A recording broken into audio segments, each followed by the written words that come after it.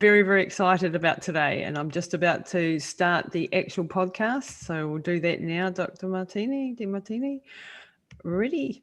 Well, hi everyone, and welcome to Pushing the Limits. Today, I am super excited for my guest. My guest is an absolute superstar that so many of you will actually know, and I'm very, very excited to have Dr. Demartini on. Welcome to the show, firstly and foremostly. Thank you very much for taking the time out today, Dr. John. I'm just really excited to have you. Whereabouts are you sitting in the world? I am in Houston, Texas. Houston. I'm in a hotel room in Houston, Texas, even though it shows that I've got a library. Yeah, I love that background. It's a Zoom background. That is a fantastic background. Really great.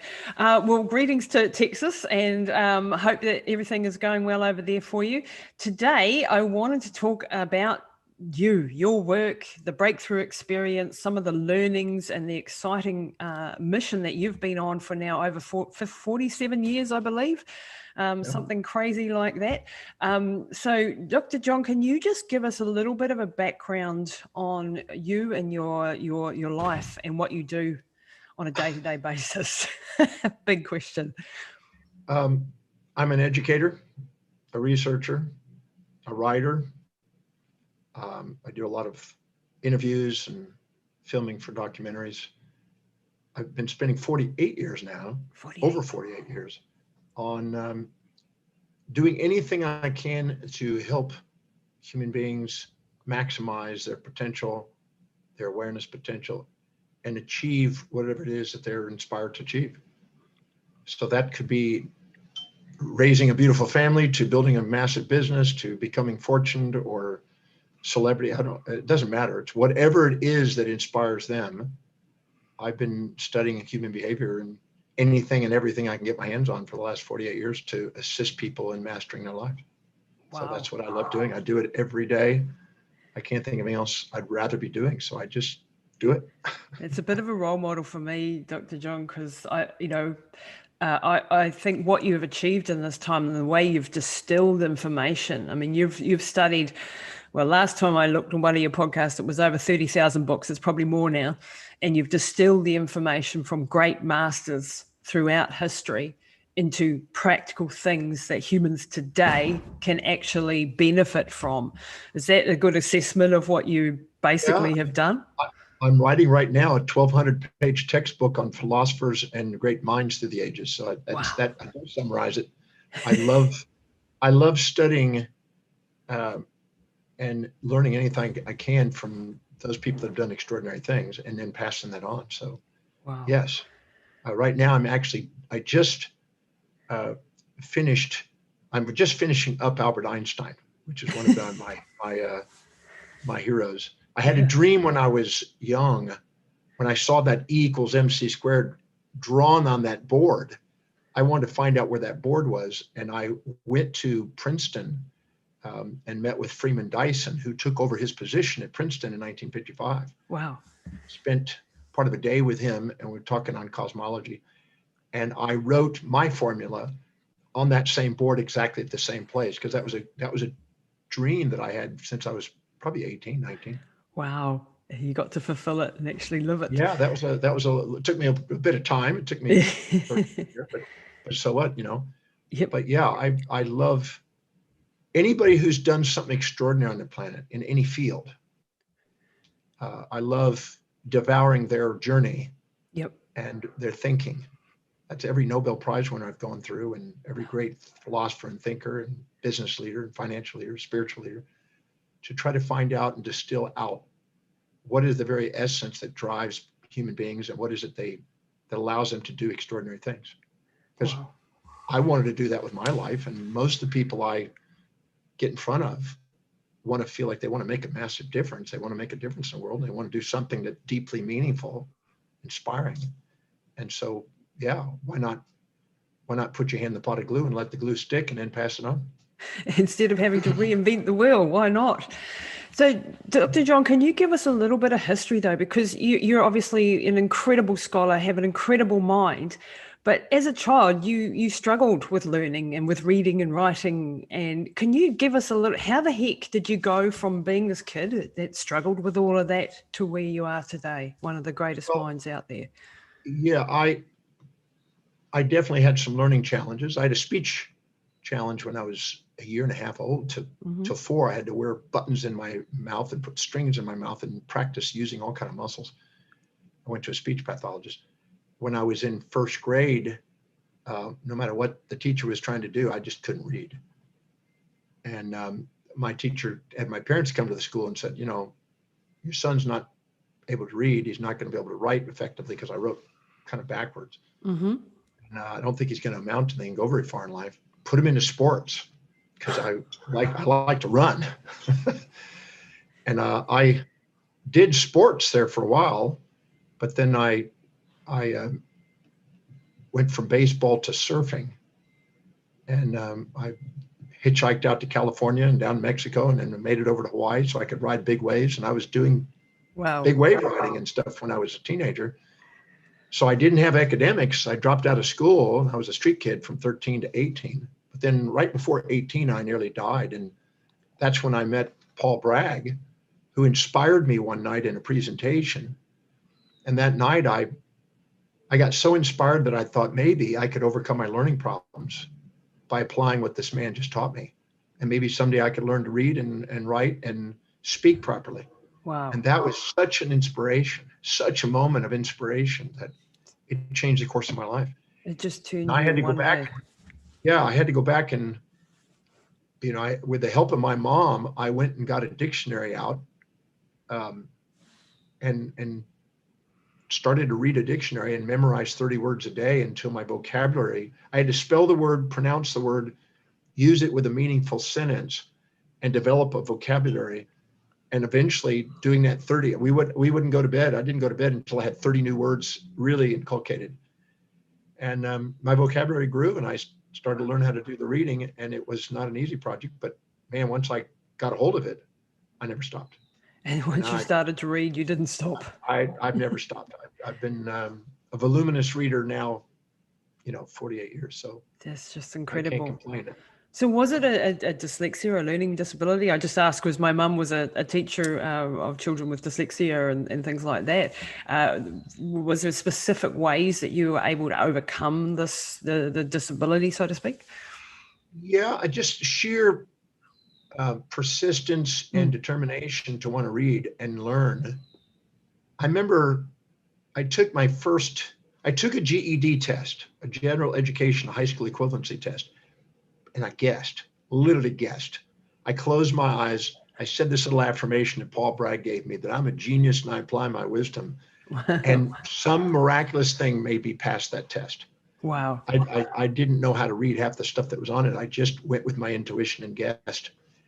And then I tried to go to a college after taking that test and another test, and I failed.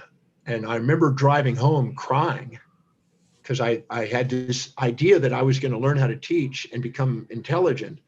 And then when I got a 27, everybody else got 75 and above. I got a 27. Yeah.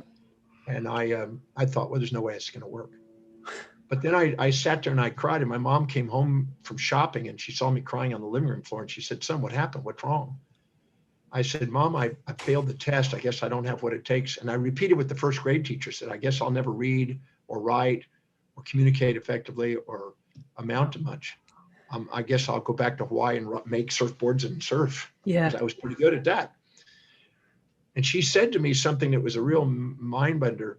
She put her hand on me and she said, "Son, whether you become a great teacher and philosopher and travel the world like you dream, whether you return to Hawaii and ride giant waves like you've done, or return to the streets and panhandle like you've done, I just want to let you know that your father and I are going to love you no matter what you do." Wow, what a mum.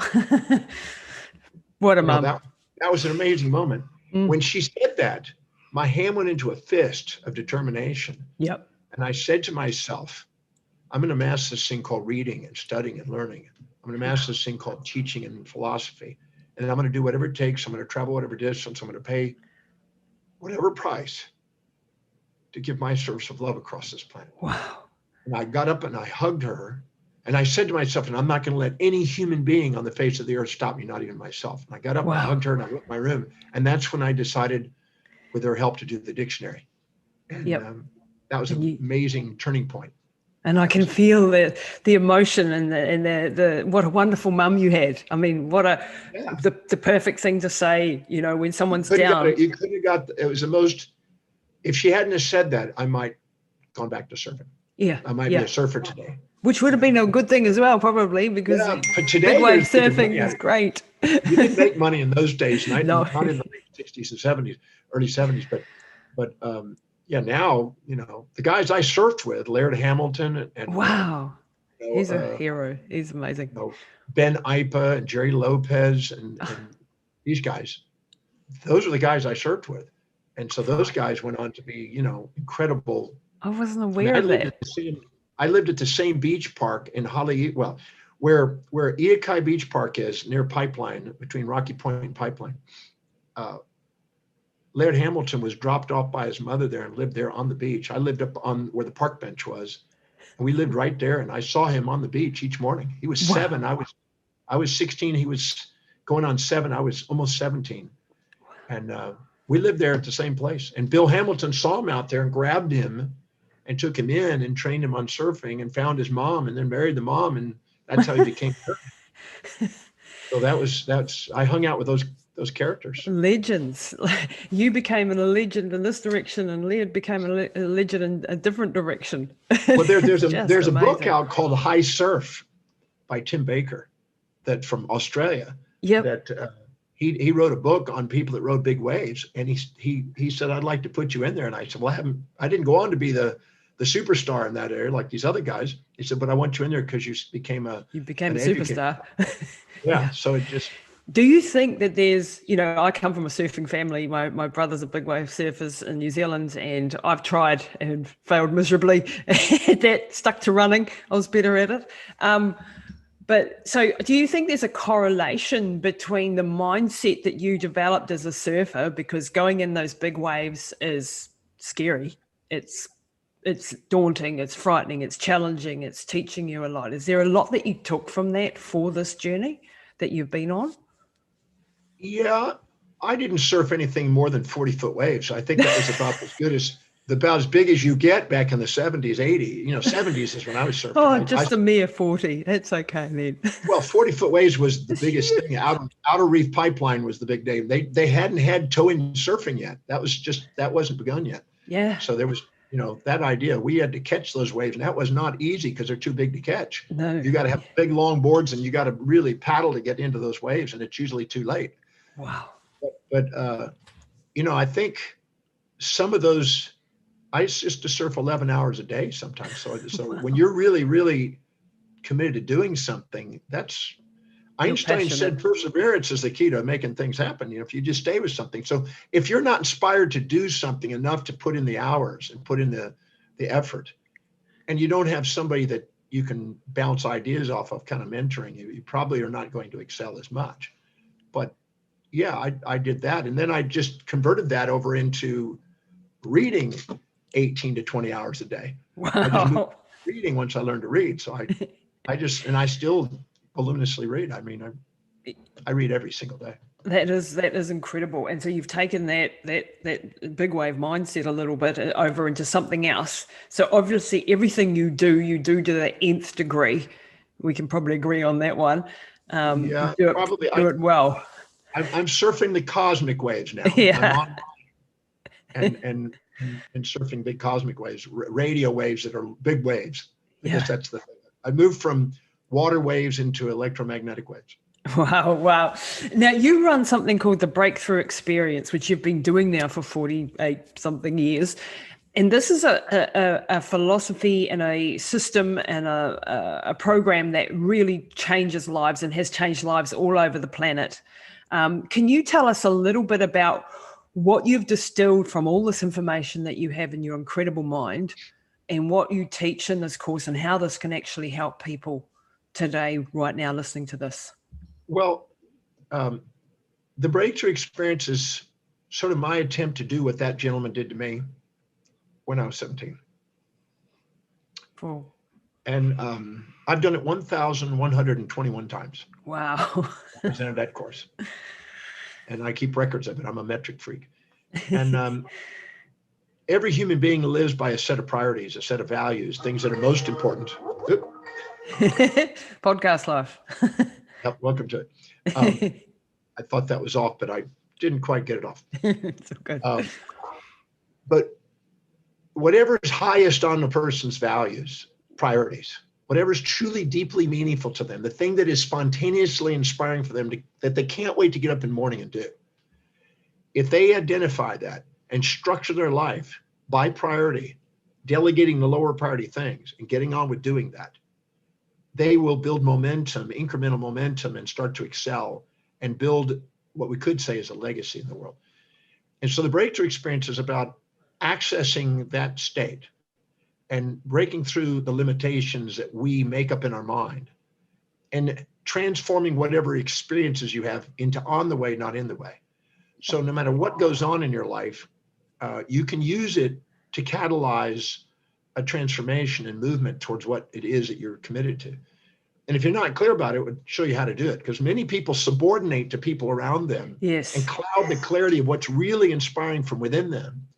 And they let the herd instinct, stop them from, being heard. Yep. And I think that the breakthrough experience is my attempt to do whatever I can with all the tools that I've been blessed to gather, to assist people in creating a life that is extraordinary, inspiring, and amazing for them. And I will do whatever it takes in the program. I don't know what it's going to be. I've seen 6-year-olds in there write books afterwards. I've seen 9-year-olds go on to get a deal with Disney for $2.2 million. I've seen people in business, break through plateaus. I've seen people who have major issues with relationships break through. I don't know what it's going to be. I've seen celebrities go to new levels. I've seen people that have health issues that heal. I mean, every imaginable thing you see breaking through, I've seen in that course. And it's the same principles applied now into different areas of life. In any area of our life, we don't empower, the world's going to overpower us on it. And I want to show people how to not let anything on the outside world interfere with what's inside. And you talk about it's on the way, the challenges that we have, to look at the challenges that we have and ask, how is this going to actually help me get wherever I am? And this is something that I've managed to do a couple of times in my life really well, other times not so good, but where I've taken a really massive challenge. My listeners know I had a mum who had a massive aneurysm 5 years ago, and we were told she would never have any quality of life again, massive brain damage. And I just went, no, that's not happening on my watch. And there is somebody and something in the world that can help with her. And this became my mantra, that I was going to get her back or die trying. And it was that total dedication that I, brought to her because of love. When you love someone, you're able to mobilize the last resources that you have. And it, nearly bloody killed me as far as the whole the effort that went into it, and the cost and the emotional cost and the physical and the health and all the rest of it. It took me 3 years to get her back to health, full health. And she's now got her full driver's license back and her full, independent life back, and is my wonderful mum again. And that was coming from a state of being in a vegetative state, not much over a vegetative state at least. Hardly any higher function, no speech, be able to move anything. That's a book there. That's a book or a movie. It's the book there. That's it. That's a book and a movie for sure. Exactly. And this is very powerful, because I saw this, and when you're in the darkness and everybody is telling you there is no hope, there is no chance. And these are medical professionals who have been to medical school, who have a hell of a lot more authority than you. And you just go, no, I am not accepting that, because that alternative means death, basically, decline and death, and being in an institution. And that is not what I'm going to. So I'm going to find somebody who can help me. And I did. And I found hundreds of people, actually. And this is what's tipped me into doing what I'm doing now, is finding world-leading experts to give me the next piece of the puzzle for her and for the people now that are following me, so that I can help empower people not to be limited by the people who tell us we can't do something. Because that means basically they don't have the answer, not that there is no answer. is my understanding. And they were right. It was the hardest thing I've ever done, but I did it. And my mum is alive and she's well.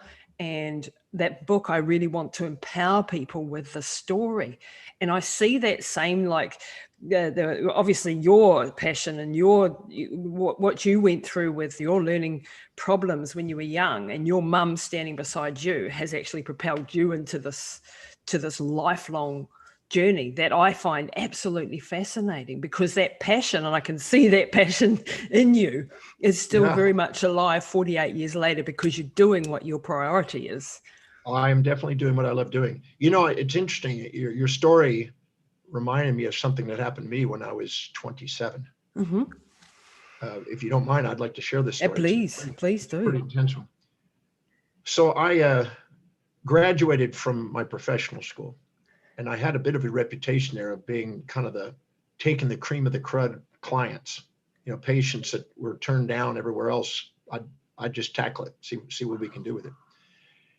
And I got a family from Mexico with a son that fell 3 stories off an apartment complex onto the ground on his head. And he had went into a coma, been in a coma for 3.5 years. Oh. And the mother, they assumed he was dead a few times, but there was still a breath. There was still some movement. It wasn't a strong breath. You couldn't see it, but you could put a mirror in front of it. You get a little bit of breath out of there. So he wasn't dead. And he had deteriorated rigidity. So his whole body was so rigid that when I saw him, you could lift up his feet and his whole body would rock. It was so stiff. Wow. And his hands were like this, and his feet were a classical deceriorated rigidity. Yep. And he had gone throughout different hospitals in Mexico where he was from, and nobody accepted him. They came to America. They went to the medical center in Houston, which is the largest medical center in America, and they got rejected. No one would accept him. Said, there's nothing we can do. They went out to the professional school that I had gone to, and they said, we can't do anything, but we know this interesting character, West Houston. If there's anybody that would try something, this guy might try. Who knows? Wow. And they sent him to my office. And I remember when they came in, they carried him wrapped up in a white sheet and laid him on the armrest of the chairs on my office. Huh. And I looked out there and I saw this Mexican man and woman and 7 or 8 other kids in a family come in this.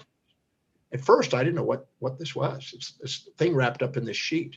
They came down my hallway and I saw them going down the hallway. And I'm going, what on earth is this? Yeah. And then they unveiled him in my exam room. And there was this 58-pound tube in his nose coma case. Wow. That was like, he was so stiff, it was ridiculous. I mean, he had gauze on his chin and his hand was rubbing on it to protect the chin from having an ulcer. And it had an odor to him, and it was just nothing, just stare. Wow. Yeah, you just sat there and go, but the mother and father said, no, he's still alive. Yeah. And please help. So I didn't really have much to do an exam with. So we took him in and did a film of his spine and his skull from the history. And we found his foramen magnum. His skull was jammed down on his spinal cord, and his spinal cord was up in his foramen magnum, the opening in the bottom of the skull, the occiput. Yep. And I thought that night when I was developing those films and I looked at that, I thought, I wonder what would happen if I lifted that skull. Yeah, wow. If I got that off him, could something happen? Yep. And I was scared because you just don't do that, you know. No, you could, yeah. Yeah, he could die just instantly. But I thought, okay. And I sent him over to this health food store to get him some liquid vitamins and minerals and amino acids to try to get nutrients in him, because they were feeding him beans and rice with liquid. It was just crazy. And so the next day he came in, and we had 4 doctors on a preceptorship visiting my office. 1 doctor that was working for me, 1 assistant, the 7 or 8 kids, plus him and the mother and father in this little room. It was packed. And I said to him that I saw on the film something that might have, could help. I don't know. I can't guarantee it, but if I did a particular maneuver, it might open up the brain function. And the little woman held on to her husband. And she said, if he dies, he dies. If he lives, we rejoice. But please help us. Something. Oh, We have nowhere else to go. yeah.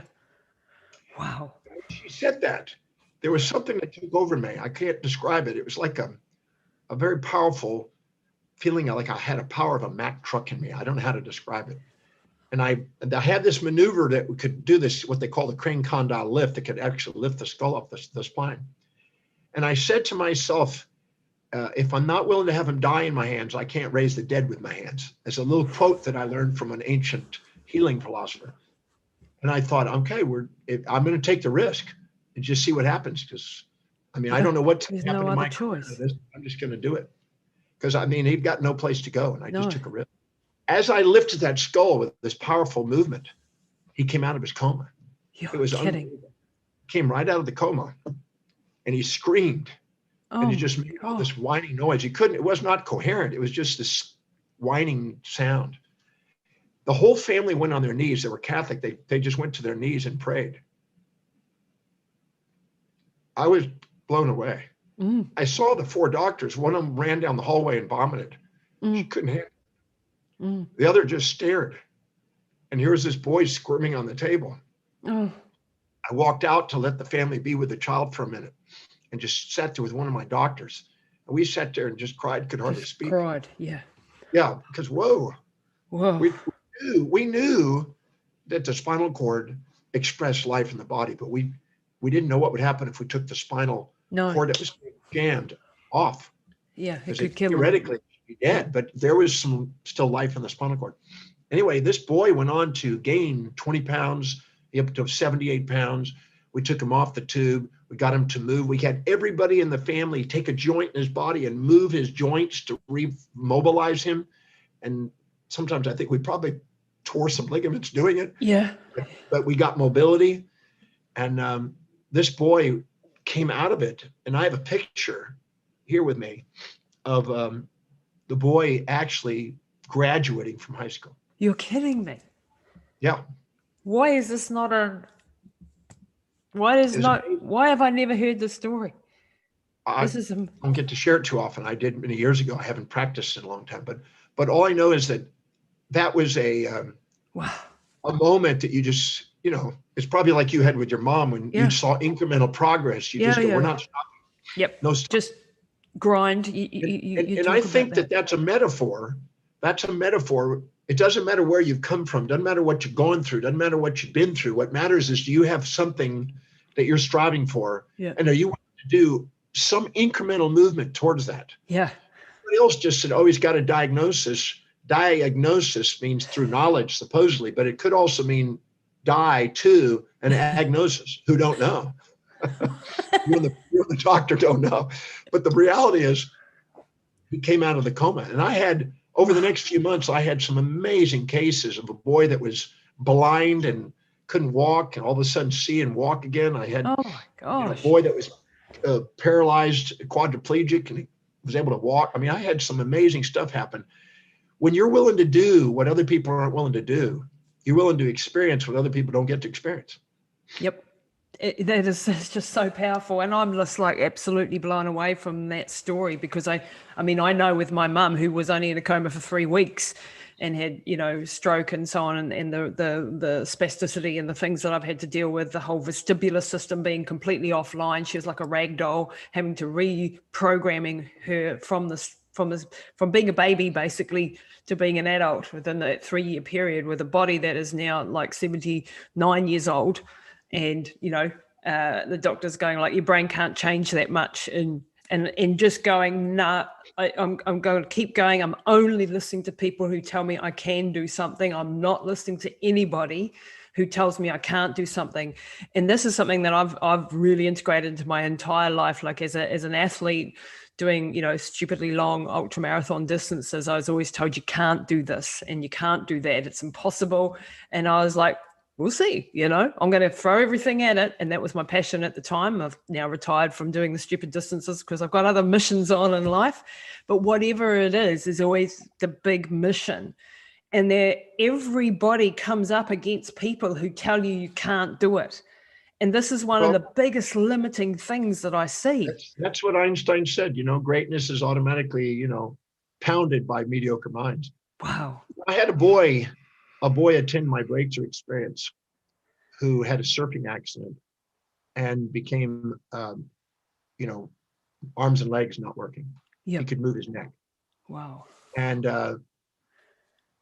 it got a little bit of function slowly into the hands. That was about it, just a tiny bit. And I remember them wheeling him in and having him kind of strapped to a wheelchair. And I knew the father and I knew his brother, and they were doctors who were colleagues of mine. And they flew him literally from Los Angeles over to Texas just to come to the breakthrough experience. And I remember him looking straight down, really depressed, suicidal, because he was a surfer and he was on his way to being a great surfer. Oh. And if he couldn't surf, he didn't want to live, kind of thing. Yep. And I remember getting on my knees and looking up at him at this chair. And I said, it all determines inside you what you decide. I don't know what the limit you have in your body. I don't know what you can repair. I don't know what you can do. I don't want to say you can't. But all I know is that if you're going to have to put everything into it. You're going to have no turning back kind of attitude. It's got to be a relentless pursuit of your master plan to surf. So his name is Jesse Billauer. And he made a decision at the breakthrough experience that nothing was going to stop him from surfing again. Nothing. What?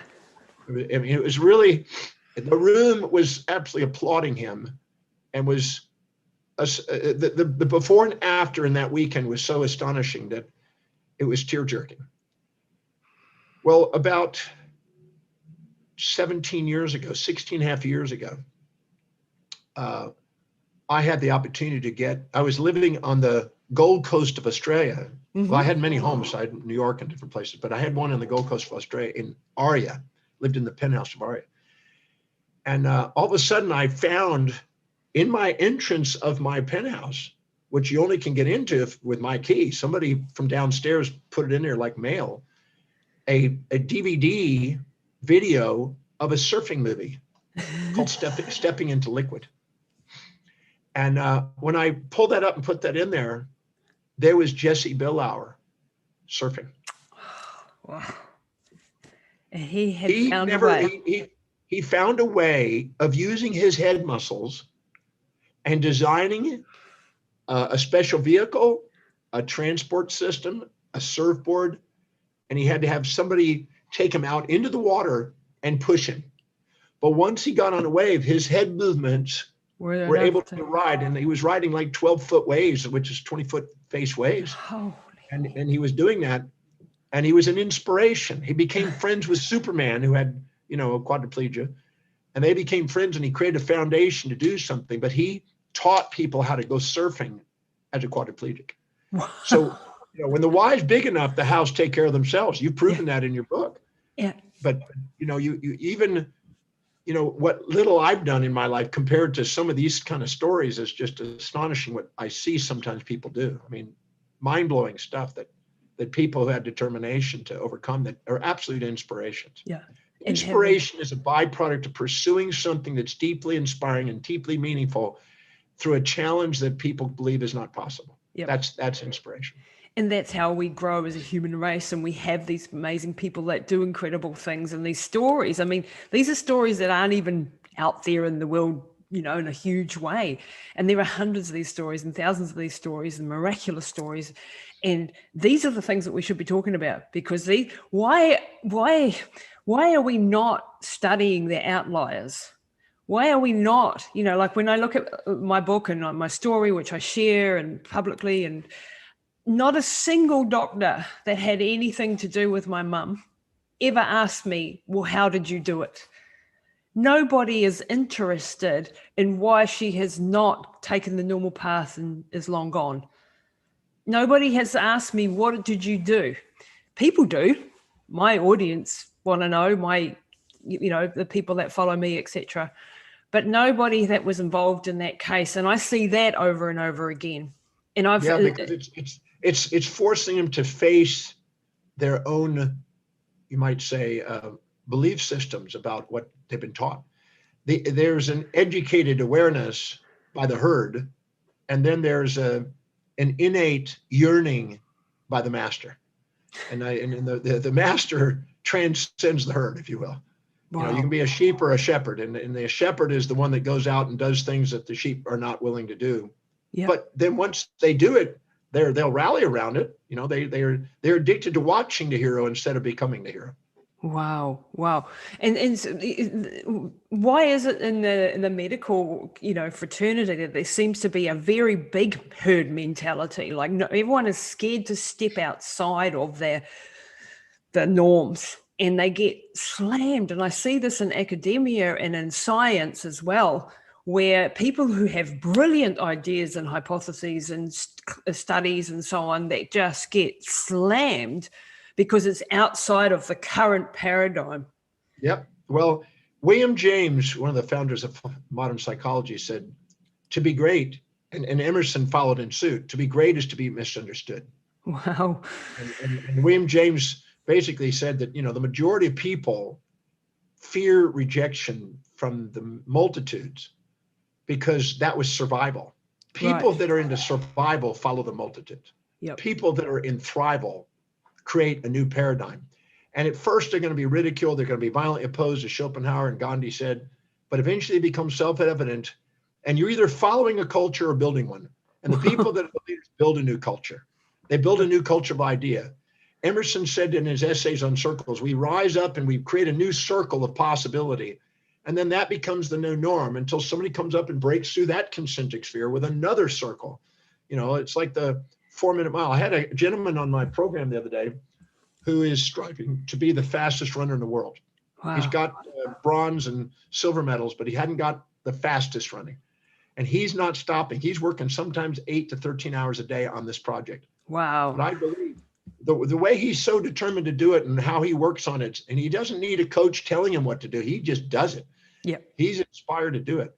He'll be the fastest runner. He won't stop till he's the fastest runner in the world. Yeah. And they'll lead the way. Determination that to be great at that one thing, find that one thing that you really target like a magnifying glass on that you become the greatest at. That's the thing. Mine was, human development, human behavior. I want to have the broadest and greatest width of information about that. And that's my one thing. But each individual has something that they can excel at. And if they just define it and give themselves permission at it and say thank you, but no thank you to the opinions, the cheapest, the opinions of the cheapest commodities on earth, that which circulates the most has the least value. There's tons of those. Yep. But those opinions aren't what matter. It's not you comparing yourself to other people. It's you comparing your daily actions to what's deeply meaningful to you and the highest priority actions daily. That's so when you get how do you, this is a problem that I face. You get to a certain level of success and achievement, and then you start getting lots of offers and opportunities and so on, and you start to lose the focus of, you get distracted from the things that are happening. And in this day and age where, the internet and everything, there ends up I get the shiny object syndrome and start, this is an extremely interesting area of study. And I go down that path, and then I go down that path, and then I go down that path. And it is adding to the whole picture of a general education. And as someone who's studied as much as you have, you've obviously, encompassed all of these areas. But I think what I'm asking is, how do you find out what your highest priority is? And how do you get a team around you so that you're not limited? I think there's a lot of business people that are listening to this, me included in this, who are struggling to get past a certain ceiling because their area of genius is one thing that they love and they're excelling at, and you'd like to spend all of your time doing that, but you're stuck in the Groundhog Day of admin and technology and the stuff that you hate, and not busting through because financially you can't delegate to people. You also got to find people that are, a good fit for you, who can do the jobs, and then also have the finances to be able to break through to that next level. Can you talk to that a bit? Yes, absolutely. When I was 27 years old, I was just starting my practice, and I was doing a little of everything, anything and everything. just to get the thing cranking. And I had one assistant that I hired, but I realized I was doing way too many trivial things. And, that'll burn you out after a while if you're doing stuff that's not really what your specialty is. And I went to the bookstore and I got a book by Alec McKinsey called The Time Trap. And I read this book. As I read it, I underlined it and extracted notes like I do. And I decided to put together a little sheet form. And I'll share that because it was a gold mine. I made a list of every single thing that I do in a day over a 3-month period, because each day I had sometimes different things to do. But I wrote down everything I might be doing of those 3 months in a day. And I just wrote them all down. And I don't mean broad generalities like, marketing or this type of thing or radiographs or whatever. I mean the actual actions, the actual moment by moment actions I do in those categories. And I made a list of those, and it was a big list. Wow. And I looked at it. And then right next to that list, every single thing I did from the time I woke up to the time I went to bed, everything, home, personal, professional. I wanted to know what my day looked like. I want to be an honest, objective view. What am I actually doing with my day? Because if I want to create my life the way I want, I've got to take a look at what I'm actually doing. Because if I'm not doing things that give me the results, no wonder I'm not getting there. I made that list. And right next to it in column number 2 of 6 columns is how much does it produce per hour, which is a measure of actually meeting somebody's need as a service and people willing to pay. How much does that produce per hour? And that was humbling because there was a whole lot of stuff that I was doing and wasn't paying. I was minoring in majors and majoring in minors, and I was doing all kind of stuff that was just cost, no return. Wow. And I stopped and I looked at that, and that was humbling and frustrating, and all a bunch of stuff went through my mind. And but I had to be honest with myself. What does it actually produce? And I extrapolate. If I spent 2 hours on it, what is it per hour? I'd cut it in half. If I spent 30 minutes on it, I'd double the number to get an idea what it is per hour. And there's a lot of stuff that was not making anything. And there was a few things that were making a lot. And the third column I wrote down, how much meaning does it have? How much is it that makes me inspired to get up and do it? Yeah, because I'm looking for the thing I can't wait to do that people can't wait to get. Those are the things I want to target. So I looked at it on a 1 to 10 scale, how much meaning it was. And I made a list on a 1 to 10 scale of every one of those items. How inspired am I to do that? And there was a lot of stuff on there that was not inspiring, that I didn't want to do. And I thought, hell, I went to 10 years of college for this, and I made this list and I put this 1 to 10 thing. And then I prioritized the 10s down to the 1s. And I prioritized productivity down from the ones that made thousands of dollars an hour to nothing an hour. And I just prioritized them. And then I looked, and there was some that were overlapped, where the thing that was most meaningful and inspiring matched where it was most productive. And I prioritized that based on the 2 together. And that was really eye-opening. Yeah. And then I went to the next one because I realized that if I don't delegate, I'm trapped. Yeah. Then I put, what is the cost? Every cost, not just salary, but training costs, hiring costs, parking costs, insurance costs, everything. What is the cost of somebody excelling at doing what it is I'm doing at a greater job than me? What would it cost? On every one of those items, the best I could. So I had to just guess on some of them, but I extrapolated the best I could. And then I prioritized it based on spread, how much it produced versus how much it cost. And then I put another column in how much time am I actually spending on average. And in the final column, I wrote down, what are my final priorities with all these variables in? And I did a very thorough prioritization system there. And then I sliced those into 10 layers. And then I put a job description. I put a job description on that bottom layer and hired somebody to do that bottom layer. And it took me 3 people to get the right person because I had to learn about hiring. I didn't know how about hiring. And I finally got the person there, and that was freed. And that allowed me to go up a notch. And then I hired the next layer. And what I did is it allowed me to go and put more time into the thing that produced the most, which was actually sharing a message of what I was doing publicly with speaking. Public speaking was my door opener. Yeah. And I just kept knocking out layers. In the next 18 months, my business tenfolded in increase in income and business. Wow. And I had 12 staff members and 5 doctors working for me in a 5,000 square foot office from under 1,000 square foot original office in 18 months. Wow. Because I I said goodbye to anything that weighed me down. Anytime you do something that's lower on your values, you there's plenty of devalue it. yourself. And anytime you do something high on your values, you value yourself. And the world values you when you value you. And it's waiting for you to get authentic and live by the highest values, which is your ontological identity, the thing you really revolve around. Yeah. My highest value is teaching. So I call myself a teacher, right? Yeah.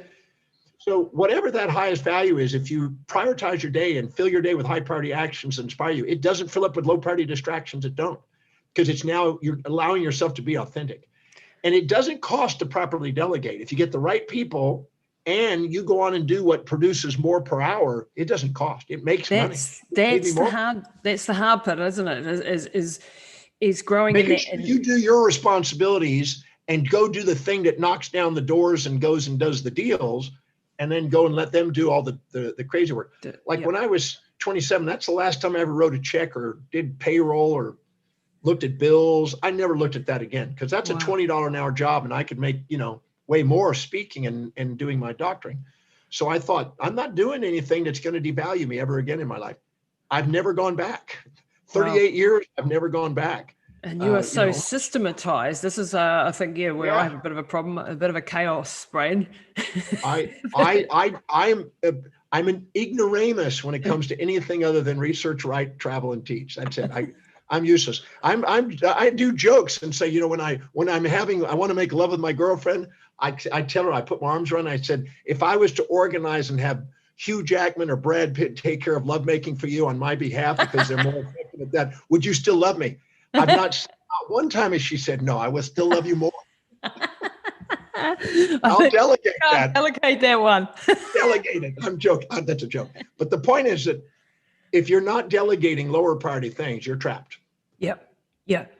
And this is the dilemma, I think, of small businesses is getting that mix right and not taking on people before you can go to that next level. No, but you go to the next level by taking them on if it's done properly. If it's done properly, because I've make sure. That's why I have a value determination process on my website to determine the values of people I hire. Because if they're not inspired to do what I need to delegate, that's not the right person. Yep. You got to have the right people on the bus, as Colin says. And then I have to be clear about what I can produce if I go and do these other things.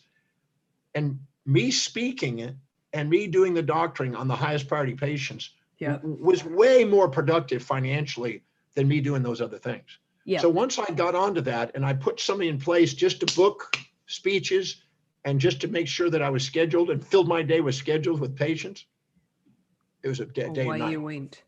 And I've never gone back to that. I only research, write, travel, teach. That's it. That's my dream. I've got to get there. Yeah, I don't do it. And what's interesting is I became financially independent doing that because of that. Yeah. Because I learned that if I don't value myself and I don't pay myself, other people aren't going to pay me. They're waiting for you to value you. And when you value you, the world values you. And you pay yourself first, other people pay you first. And there's a reflection economically there. And that's what allowed me to do it. So, because financial independence isn't for debauchery, it isn't for the fun life, in my opinion. No. It's for making sure that you get to do what you love because you love it, not because you have to do it. And having an impact in the world. So if you're stuck doing the admin and the technological stuff and the crap that goes along with the business, you're going to be limiting yourself. You're not impacting the world like you want to be impacting. Well, the individual that does the administration is impacting the world through the ripple effect by giving you the freedom to do it. Exactly. But that's what they love doing. Yeah. That's not what I love doing. That's not what I love doing either. I'm not. But there are people that love administration. They love that stuff. They love behind the scenes. They love doing that. Finding those people. That's the key. Finding those people. That's given me a bit of encouragement because I've been in that sort of a Groundhog Day. Is how do you get through the ceiling and get to the next level of reach? I finally realized that the cost of hiring somebody is insignificant compared to the freedom that it provides if you do your priority. If you get your stuff right and know what your energy goes up the second you're doing what you love doing, and that draws business to you. Absolutely. I mean, like doing what we're doing now. This is my happy place. Yeah, I can tell. We're both in our element. This is why people are probably going, "What? Slow down," But the point is, when you're doing something you love to do, when you're on fire with kind of an enthusiasm, people come around to watch you burn, and they want to see you on fire. And Amen. They do. They do. yeah, And I've seen that in times in my life where I've been preparing for a big race or something and I need sponsors. And I just go out there and at the start, I didn't know how to do a sponsor proposal. I didn't know how to do any of that fancy stuff. I just went out there and told the story. And by sharing the story, people are like, I want to get on board with that. That's exciting. And, yeah. you know, people would come on and when you don't know, one of the things that I've found in life is the less you know sometimes, the more audacious you are. And you don't, when you actually have too much knowledge sometimes about the implications of what you're doing is when you can actually limit yourself. Yeah, you know? because you're getting the herd instinct running on all the limitations. Yes. But you know, yep. when you're inspired by something and there's no turning back, everybody deep inside wants to be like that. So when they see somebody like that, they want to engage. But you want to invest in inspiration, not rescue desperation. That's a basic law. Invest in inspiration, not rescue desperation. Nobody wants to, rescue desperation unless they're compassionately in desperation and they're feeling hurt themselves. But if you take somebody and you show them what's possible, when Elon Musk goes out there and he has 3 explosions in a month, on the way to Mars, they don't make it. He doesn't give up. He just goes, we're going to build another one. There's okay, it's $1 billion. Let's spend $5 billion if we have to, but we're going to Mars. Wow. Yeah. That setbacks are nothing more than feedbacks. That's the person who's inspired by something. Yeah. And that perseverance, I think, and that, the title of my book there is Relentless, for a reason, because you have to be like, no matter what. And there, in that journey, there were months without progress. There would be months when we would see absolute nothing. And that was with, all day, every day working on it and then seeing nothing. And people would come to me and they'd say, why are you putting her through this torturous regime every day? Why don't you just let her be, make her comfortable? And I don't do comfortable. Comfortable is not a part of my vocabulary. Comfortable is where you go to die. Like we can be comfortable for an hour in the evening while we're watching Netflix. That's it. The rest of the day. That's what I say about breakthrough. If you, I say my job is to make you feel comfortable being uncomfortable. That's being uncomfortable. I'm going to make you comfortable being uncomfortable. Because unless you're outside your comfort zone, it's not going to. There's no stretch. There's no. You're not out of balance. Like bodybuilding. If you don't push yourself a little further, I started out doing this year. In the last year, I started out doing 25 push-ups. I went to 50 push-ups. Went to 75 push-ups. Went to 100. Broke 100. Wow. I just kept adding another one. Just kept doing it, trying to go and get my push-ups up. And on that point, like. How have you stayed looking still like a teenager? Like, what is it is this the knowledge that you have? Like, you just don't seem to age from one decade. I was 17 when I started. I'm almost 67 now. Wow. All I did that means I only added 5, 1, 2, 3, 4, 5. So every decade was just one number. So I've only added five numbers to my age since I was 17. That's the way I look at it. Well, it looks like that. So, are there some secrets to that? What is it that keeps you looking and I don't live to eat. I eat to live. Wow. That's a biggie. I don't pig out. I don't binge. I don't eat junk. I make sure that I'm eating performance. If you have something deeply meaningful that you want to do on a daily basis, you refine your diet into something that gives you performance. Yep. That's it. And I drink a lot of water, and I haven't had 3 cups of coffee my whole life. I haven't had alcohol in 48 plus years. Wow. I don't, I've got a pretty simple life.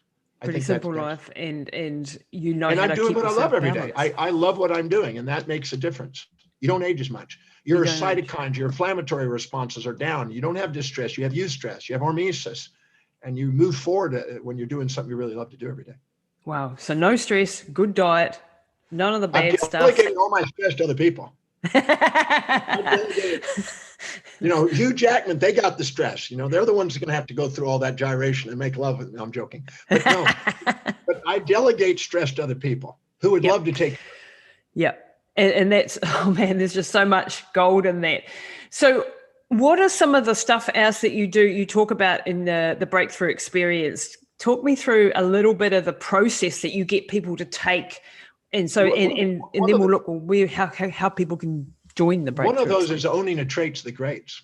See, I always say at the level of the essence of the soul, which is the real authentic self, you might say. Yep. Nothing's missing in you, but the level of your senses, things appear to be missing in you. And sometimes we compare ourselves to others. We put them on pedestals, we put them in pits, we put them above us or below us, greater or lesser than us. Yes. And we don't have an equal sign, so there's no equanimity and equity in there. Wow. And as long as we do, we're going to inject their values and try to live in their values, which is futile, or project our values and try to get them to live in our values, which is futile. And all that futility energy is what drains people. Wow. When you actually start to do something that is authentic to you and are more objective, filling your day with high priorities. Think about when you really knocked it out of the ballpark and you stuck to priorities in the day. You come home, you're resilient, you can handle anything. But if you put out fire and just had nothing but low priority stuff during the day and you feel like, man, I never got to what was important today. What a day. You're a bear when you come home. And that runs your immune system down. So owning the traits of the greats, finding out what it is around you, the heroes and villains around you, own them. So you're not thinking, oh, I need to be like them or they need to be like me. Just own it all. And I'll give yourself to realize that if you're admiring somebody, it's because you're too humble to admit what you see in them inside you. It's not missing, it's there, you haven't seen it. Become aware of it in your own form, in your own value system. Don't compare yourself to them. Compare your daily actions to what you value most and stick to priority. And so when you start to think that someone else, because we do this all the time, we're comparing ourselves. You meet someone on the street and you're like, oh, they're better looking than me, they're richer than me, they're this or that. Doing that act actually diminishes what you feel. But they don't have yourself. a better life than you. That's what's so funny. Yeah. You know, I've met a lot of celebrities, a lot of world impacting people, probably 3,000 or 4,000 of them now. And they're just human beings. And we think, oh my God, they've got this great glitzy life. No, they don't. You know, I know some celebrities that can't even go outside without the paparazzi and they have to go flying, you know, into an island to hide somewhere, you know, and they can't be fun. They have challenges that you probably don't want. But the reality is they're not better. They're just different. Yep. And that's the realization. They have a different set of values. They have a different set of, quote, successes and failures. And if you compare yourself to them, you're going to minimize yourself. Yeah. But if you actually go and find out what you see in them inside you in your own form, otherwise you're going to do what Einstein said. You're going to be a cat trying to swim like a fish, beating yourself up, or a fish trying to climb a tree like a cat, beating yourself up. Honor that you're a cat. You know, I'm a professional speaker. I honor that. I don't try to waver from what I know I'm here for. Yes, I love that. And you know, that's like understanding your genetics. I teach genetics and epigenetics, and that's a part of it. Understanding who you are, owning who you are, instead of trying to be someone that you're not. Looking at the bad and the good and the ugly, it is what it is, and how do we make the best out of this? You know, no matter how ugly you are in the world, there's somebody out there that is going to love to look at you. That's what's funny. I was in Antarctica. I live on a ship, as you know, and we sailed down to Antarctica, and there was 5 million penguins along. I mean, as far as you could see is penguins. And I watched the penguins, and there were some really gimpy looking penguins that weren't that attractive. But I found if I waited there and watched long enough, another gimpy penguin found him and they mated with him. It was lovely. And then there was this really flaring, you know, debonair penguin, right? That just had a perfect tuxedo on. And there's this beautiful penguin. There was a penguin for everybody. And I could see all my friends and their personalities in these penguins. It was quite interesting. So it's in the eye of the beholder, beauty and that. Absolutely. The same thing, we tend to think, well, they've got a better deal. No, they don't. They have a different deal. They have a different deal. And and it's about you finding your priority, living your best life, living your optimal performance, and not getting yourself in the way and not letting other people control what that is. You know, if you don't empower your own life, people overpower you. Rose Kennedy had a mission statement. I actually was given a book by a woman who was a patient that her father gave her the book, and her father got that book from the Kennedy family. So this was handed down from the Kennedy family to a father, to a daughter, to me. And in there, I was going through this book, and it was on magnetism. It's an amazing book. And in there was a handwritten note by Rose Kennedy, and it was her mission statement. And it said, I dedicate my life to raising a family of world leaders. Wow. That was her mission statement. She sure did that. But here's a mother, and I've had mothers come up to me and say, well, is that enough? And I go, I read that to them. Anytime I have a mother that's thinking, oh, I should be a businesswoman, or I should be this, or I should be that, but they really, really want to raise kids, but they're comparing themselves and they're thinking that's not enough. I read that to them. Yeah. Because she created world leaders as a mother. And that's the ripple effect, isn't it? That's the ripple effect that because has. Her heart was there. Yeah. Our heart was wanting to be a mother. And we sometimes go, oh, well, they're doing this, so I should be doing this. Anytime you hear yourself saying, I should, I ought to, I'm supposed to, I got to, I have to, I must, or I need to, you're living under the imperatives of other people that you've subordinated to. And you're injecting values, which is clouding the clarity of your own mission. Wow. And giving yourself permission to get your mission back and saying thank you, but no thank you to options of who you are, and give, truth to who you are. That's what's liberating. Be an unborrowed visionary, not a borrowed visionary. Wow, this is one value bomb after the other, I think, in this conversation. And it's just so empowering because, you as human beings, we have this imposter in the head that's telling us we're not good enough, we aren't this, we aren't that. And we also have this subconscious that's running the ship. So we downloaded a whole lot of stuff when we were young that we didn't, when did you choose your beliefs? When did you choose your value system? When did you choose that you were going to be limited in this way or that way? It was probably before you even were able to understand. How do people get into that subconscious and start to reprogram? Because a lot of people listening to this go, yes, yes, yes, I want to be like that. And then... Yeah, but the thing is they set up a fantasy. See, as long as you have a fantasy, your life becomes a nightmare. You got to set a real objective, something you're willing to embrace pain and pleasure in the pursuit of.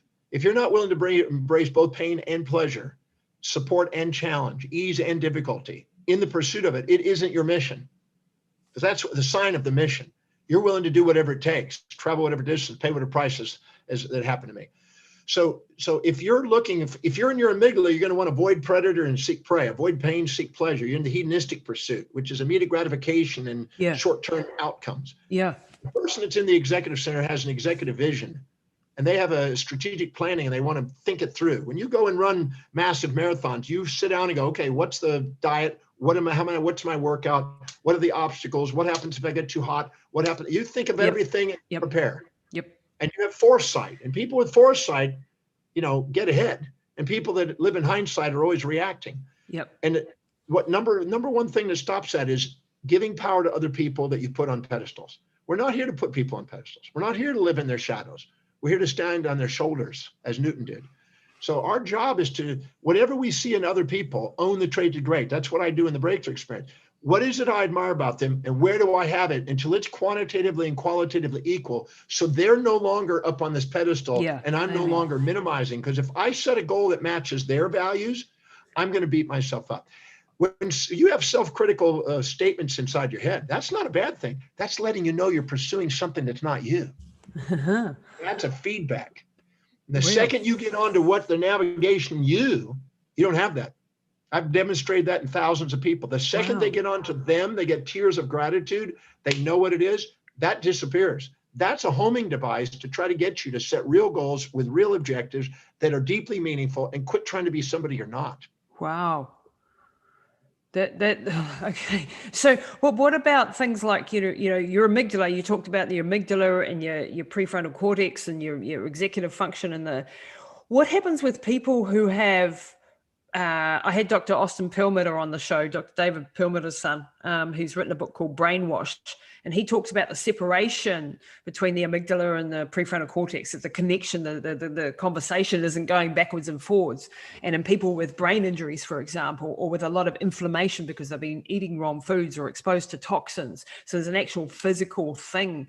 How can people get that amygdala under control? Because so many people, whether it's from a brain injury or from bad foods or whatever, are living in this amygdala state where they're in a reactive, immediate gratification, make the short-term decisions, not looking at, and this is affecting us worldwide. This is not only on the individual level, but also even some leadership levels, people are doing it. Oh, absolutely. Yeah, but the thing is, we have neuroplasticity, you know that. Yeah. And neuroplasticity allows, neurogenesis. It can reactivate neurogenesis. And we can remyelinate with our oligodendrocytes. We can remyelinate that internal system. And the astrocytes and oligodendrocytes are sitting there building and destroying these things, remodeling these things constantly. Yeah. Yeah. Now, every time we live by the highest priority, the highest value, the prefrontal cortex starts getting myelinated.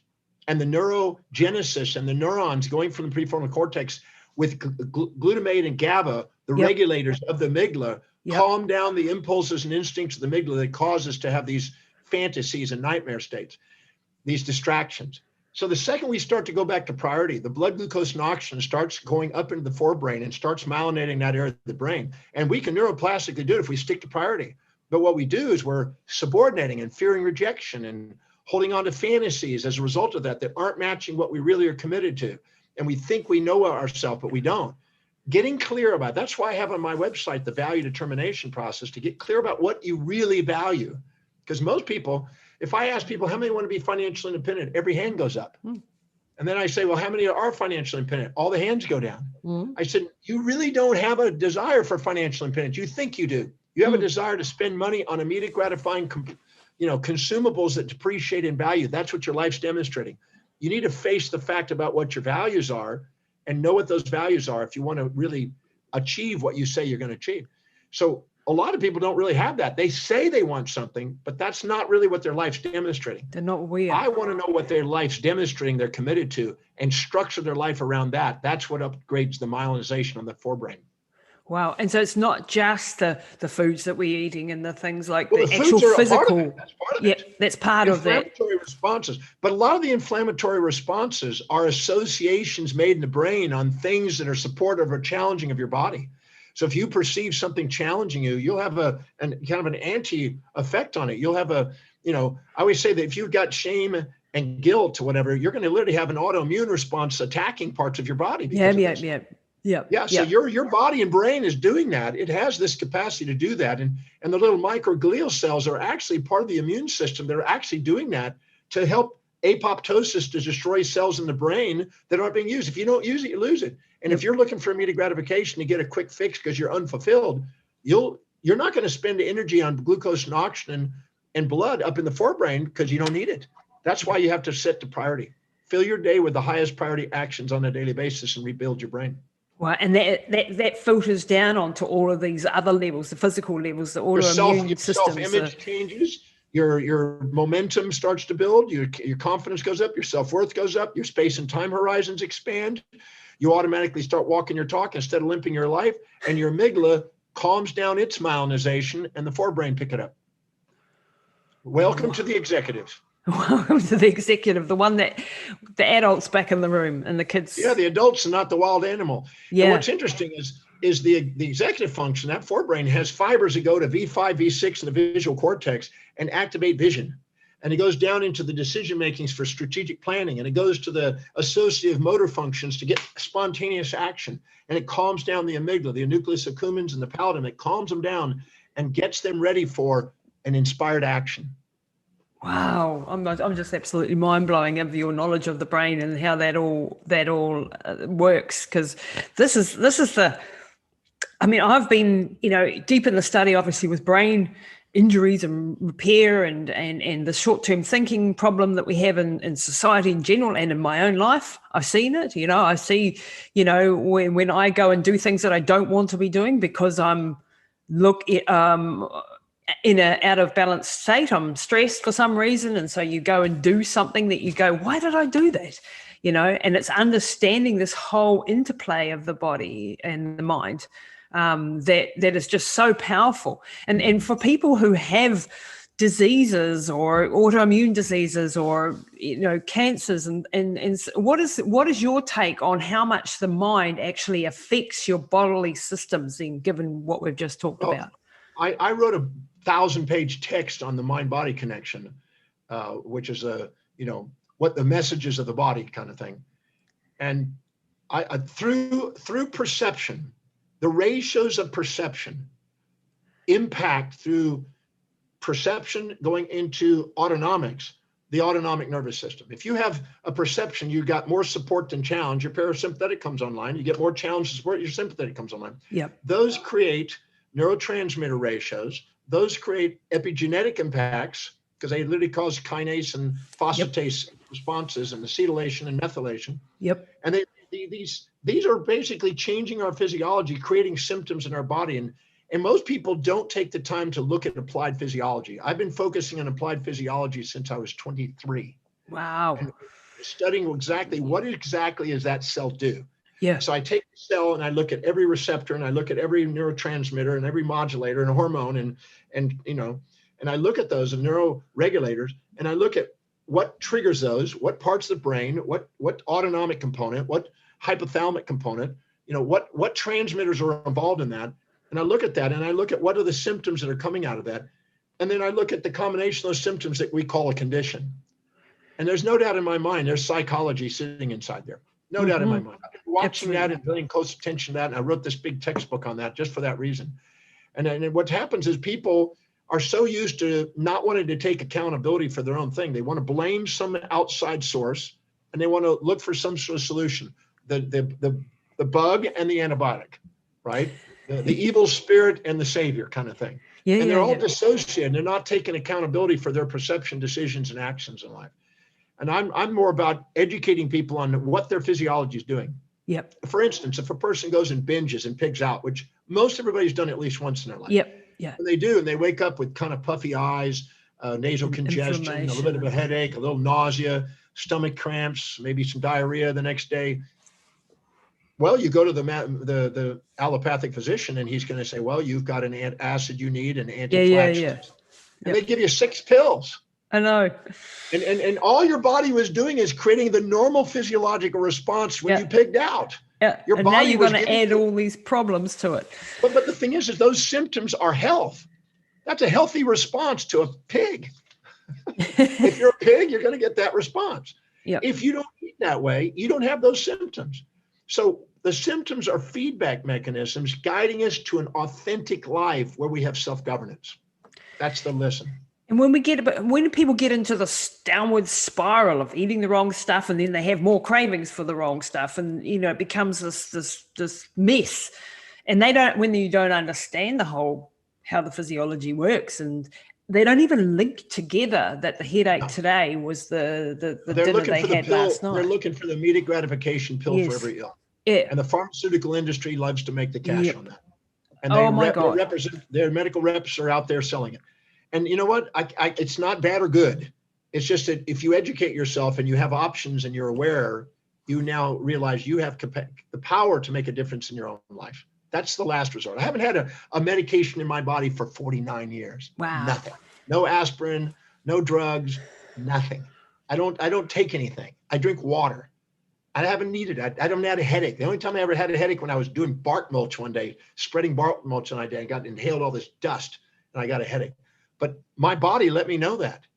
But if you listen to your body, it's guiding you very wisely. If you eat wisely and fill it with wise things, and think about how you want to fill your life. If you prioritize your life and do something you really love doing with the people you love doing it, and make a career doing it and get paid for it, and eat wisely to live, not live to eat, you'd be surprised what your body is capable of doing. Yeah, and how long it can live and how well it can live. And you're a living proof of that. I'm still cranking. I mean, it happened to me tomorrow, but I'm still cranking it out. And I still got more energy than most people. And I know 30-year-olds, they can't keep up with me. No, and the brain power is not diminished, because this is what a lot of us fear. Like, I don't fear it because I know what to do. Well, the purpose of losing your mind with Alzheimer's is just to be able to say that I don't know my kids anymore, because you want them to move out. That might be a good point. That's just a joke. That's just I gotta stop joking. You gotta laugh. That's a strategy to go, I don't remember my kids. No. Unfortunately, it's not. And we can see this coming 20 years out, and yet you still talk to people on a daily basis who are facing this in their family, and they don't think they have any power except the drugs. I was contacted by Bronnie Ware, who's out there in Australia on the Byron Bay area. And she wrote a beautiful book on, the 5 regrets that people have as they're getting ready to die. And most of them are because people weren't authentic. They did a job they didn't want to do with people they didn't want to do. Yep. And were afraid of people rejecting them. And their whole life was basically living in mediocrity instead of actually excelling. And that's what kills people. Yep. And then what happens, they got Monday morning blues, Wednesday hump days, thank God it's Fridays, and week friggin' ends. And then they go and work doing something else to do, and then blow it on some sort of vacation to escape. And then they're in poverty, and then they're distressed, and then life went by. Yeah. If you're not doing something you love doing and getting remunerated and handsomely paid doing what you love, you missed out on your life. Yeah, absolutely. And there is nothing evil about having money. I think this is another thing that we subconsciously think people who are wealthy must be bad. They must have done it in a way, and I think like this Well, on a subconscious level. I've been a bad person my whole life. Then I Yeah, guess you must be terrible. since I was 27. I'm a bad person. No, what I found is that I made it a commitment that I was going to master finance, just like any other field. Yeah. And I read about 1,400 books on that topic, and so I learned how to do it. And I started to save and invest and started doing things. And then I worked my butt off. I got a little ass because I worked. Yeah. And I've been serving 7 days a week. So I have no problem doing that. And I'm a believer that if you can be a slave to money or you can be a master of it. If you're a slave to it, you're going to work your whole life for it. The people that say, well, oh, I don't want money, it's bad and evil. They work their whole life for it. Yeah. I want it working for me. I make more money off my investments than I do doing anything else. And I'd rather have it working for me. And so I can then decide what philanthropic thing I can do with that. I can do a lot with that. And this is the power of having financial independence. Not that I've got there yet, but it's been able to have a bigger impact. It's been able to do more with your life. And this is the frustrating thing, that so much talent in the world and so much people with big visions and skills are limited because they didn't have the resources to do it. And that's any area of your life you don't empower, somebody's going to overpower you. So I made a commitment to empower. I wanted to create original ideas that serve people and wake up genius. I wanted to create an international business globally, which I've done. I wanted to be able to have financial independence, which I've achieved. I want to have a global family. My partner lives in Turkey. Yeah. Wow. Right now. Okay. She just left just the other day, She's on her way to Turkey right now, flying there. Yep. So I have that, and she's magnificent. She's one of the top singers, actresses, and models in the world. Wow. So I mean, you can have exactly what you set your mind to do. And I'm a believer that you can have influence and you can have a vital body and you can be inspired and create an inspiring movement for people. There's nothing stopping us from doing what it is that we would really love to do, except us not willing to do the actions to get there. Yep.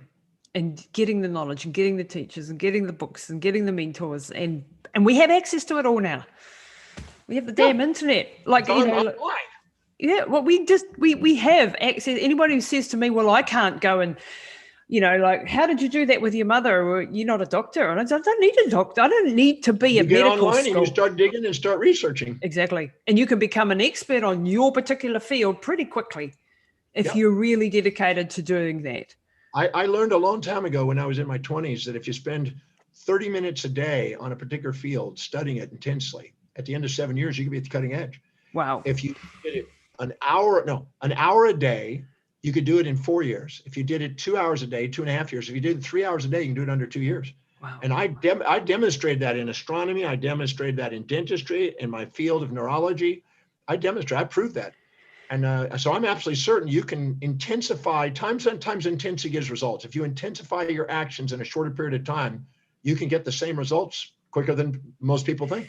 How do you retain the information? Because that's one of the problems that I've been, dealing with. I'm processing so many books, so much information, so many podcasts, so many things all the time. And a lot of it keeps falling out the other side of I like to say it goes in one ear and comes out the other. I give it out as fast as I get it. The sooner you give it out, the moment you get it, give it out. Teach it. The faster output with input, the more the retention. It's a basic law. So if I'm reading something, I used to get up at 2 o'clock in the morning, do a little yoga till 2:30, speed read 4 to 7 books by 6:30. I used to just read. And then I would go to jog, and I'd go and clean up, and I'd go to class, and I'd go to clinic. And then I'd come back home at 7, and I taught from 7 to 10 p.m. At 10 p.m. I went to bed and got up at 2, and I did it again. Wow. And each night I would teach what I read that morning. And I planned out what I was going to read. I planned out my teaching. And I had classes every night. People came to there and paid me. While I was a student, I was 23 years old, made over $100,000 a year just teaching every night. Wow. And now that is a result of just the faster I get it, the faster I give it out. And that catalyzed a retention and an integration of information. And so keep using it. If you use it, you don't lose it. Don't wait till you're an expert don't wait before you start teaching. Just get it out there right now. Teaching is the fastest way to learn it. Wow. It organizes your mind and in order to present it, you have an accountability. Put a deadline on it and teach it. And that's how you learn it. Yeah. And that's forcing yourself to retain it. It's just like saving. If you just save money, you'll get ahead. If you wait until you have extra money, you won't. You never wait for it. You always pay yourself first. I learned a long time ago, don't wait until you have extra money. Just pay it and watch how more money comes to you. When you manage money wisely, you get more money to manage. That's the law. Wow. Dr. John Demartini, you are amazing. You're a legend. I've learned so much today, and in this 1 hour session with you, it went to places that I wasn't expecting, because I've studied your work. I know what you do, and yet this absolutely blew me away. Actually meeting you face to face, to feel your energy, your passion, your compassion for humanity is just next level. It's really made my day. In fact, I'm going to go and change some things up, I think, because you spoke to me with some of my frustrations that I'm dealing with in my personal life, and I know that people that are listening to this will be like putting this on repeat. So thank you so much for your dedication to the work that you do. I know you could just sit back and relax now and not do anything, but you haven't, and you never will, I don't think, because you just have a passion for humanity and helping where there is suffering and changing people's lives. So thank you so much for doing all that. Well, so thank you, but some people think I caused the suffering. Well, I do. I agree. You probably do in the short term while we're getting the change. I have people that go, you mean you're wanting to make me accountable? I said, yeah, you're wanting a fantasy. I'm making you accountable. Let's go. That's the suffering. You haven't got a little white pill for me? If you fill your life with suffering that you love, it's inspiring. It is, absolutely. And like, strength comes from struggle. That's on my boxing club wall, and that is, the more you have to fight against something, the more challenged you are by something, the more you are forcing yourself to learn, to grow, to develop, to get stronger. And that is one of the rules of the world. So you better be comfortable